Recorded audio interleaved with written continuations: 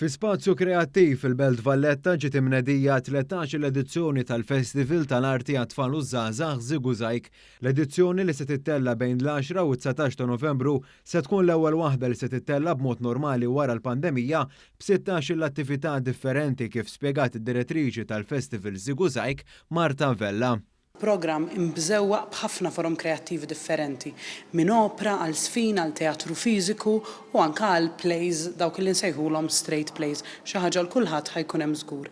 Għandna xejn inqas minn 16 il-event differenti u għandna kemm kumpaniji lokali kif ukoll internazzjonali li ħajjiġu u ħajkunu parti mill-festival.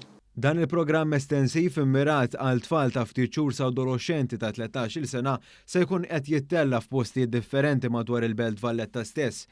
Rupert Ċefaj, iċ-chairman ta' Fondazzjoni Kreattività li taħta jaqa' dan il-festival, innota li Żiggużajk huwa uniku fil-prodott li joffri għaliex qiegħed jinvesti fil-produzzjonijiet għall-udjenzi tal-futur.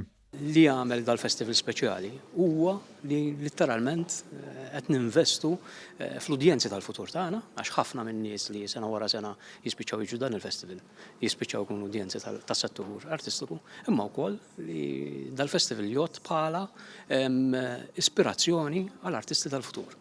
Min-naħa tiegħu il-Ministru għall-Wirt Nazzjonali l-Arti u l-Gvern Lokali Owen Bonnici faħar din l-inizjattiva li issa saret appuntament annwali fil-kalendarju artistiku ta' pajjiżna filwaqt li ħeġġeġ lil ġenituri sabiex jieħdu t-tfal tagħhom jaraw il-prestazzjonijiet li se jittellaw. Li kollok festival tant tajjeb, tant b'saħħtu bi programm li jaħseb għal kulħadd, jaħseb għall inklużjoni hija xi ħaġa li tagħmel ġieħ l-ispazju kreattiv u m'għandix dubju li l-pubbliku, il-familji Maltin u Ewċin se japprezzaw immens dak li għandna lest għalihom f'dan it-13 l-edizzjoni ta' Żiggużajk.